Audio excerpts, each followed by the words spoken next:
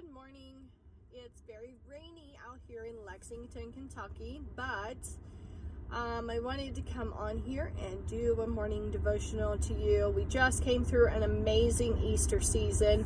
It was different, but in the same sense, it was so incredibly powerful and wonderful, and I am so thankful for this year's Easter season. The devotional that I have for you, I actually shared it with our ladies this past week, and I want to share it with you because it's so incredibly powerful, and it has just, helped me to realize that God has a purpose in my life, and sometimes I hinder that by carrying different things. And I hope that this devotional speaks to you the way it spoke to me.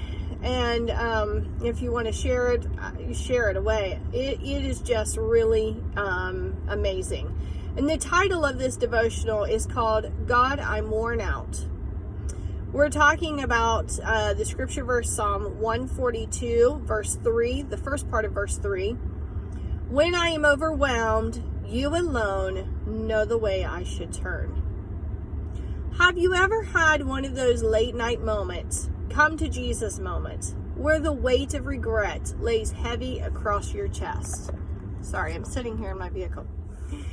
For me, it is usually happens because in the hectic pace of the day, I blew up at a loved one, brushed past a moment of connection with someone God put in my path, or rushed through all the moments without stopping to enjoy them. I've discovered a major source of stress, distraction, and exhaustion in my life. I say yes to too many things. I take on too many good things, which causes me to miss my best things. It's so hard to say no and let go of opportunities that come my way. But if I don't learn the gift of release, I'll wrestle with a lack of peace.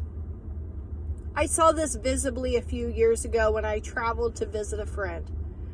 As soon as she picked me up from the airport and we started driving, I saw the fallout from a massive 20-inch snow in the middle of fall. But it wasn't the amount of snow still on the ground that grabbed my attention. It was the broken trees. The branches were piled everywhere, all still clinging to the leaves that hadn't dropped yet.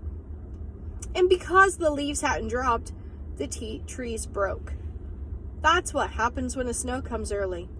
The trees weren't designed to face snow before releasing their leaves. They weren't made to carry more than they should, and neither are we. I know the weight of carrying more than I should, and usually it's because I've refused to release something before taking on something else.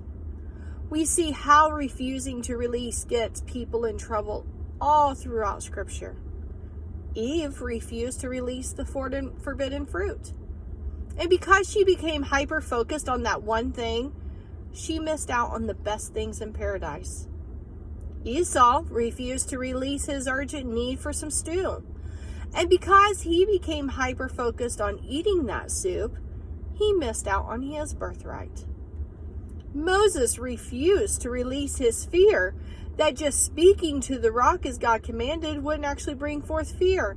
And because he struck the rock twice out of anger, he missed out on entering the promised land. Each of these people paid a high price for their refusals to release, to let go of their ways so they could walk in the amazing way of God. It wasn't God's desire for any of these people to suffer the consequences they did.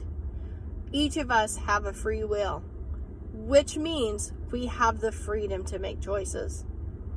God tells us the right way to go, but we have to make the choice to do so. Choices and consequences come in package deals. When we make a choice, we ignite the consequences that can come along with it. It was true for Eve and Esau and Moses, and it's true for you and me. Refusing to release often means refusing to have peace. I trade my peace for a weight of regret. Release is a gift to a person who's weighed down. grasping their leaves in the midst of a snowstorm, so desperate for help. You can feel the twinges of pain and hear the creaking sound of a splitting break about to happen. But you know you can't take much more. Then remember Psalm 142:3. When I am overwhelmed, you alone know the way I should turn. Tears well up in your upturned, pleading eyes. God, help me. It's all too much. I'm tired and frustrated and so very worn out. The wind whips past her, trailing a whispered, release, release. You must listen or you will break. Your tree needs to be stripped and prepared for winter, but you can't embrace winter until you let go of fall.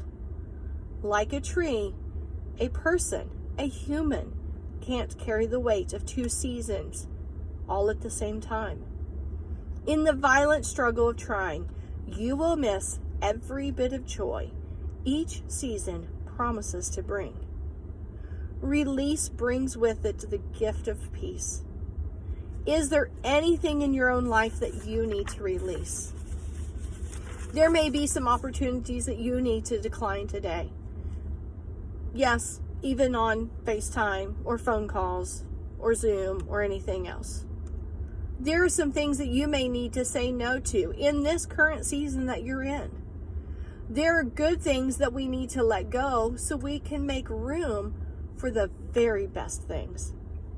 Then and only then can our beautiful bare winter branches receive snow. When we release in peace, we signal we're now ready to receive what's meant for this season right now. So, release. Release comes more peace. We see that now, and we believe it. And I absolutely pray that you will too. I pray that God will help us all to release things that absolutely are weighing us down, so that way our spiritual tree can be ready to bear what is in the next season. I hope you have a wonderful day.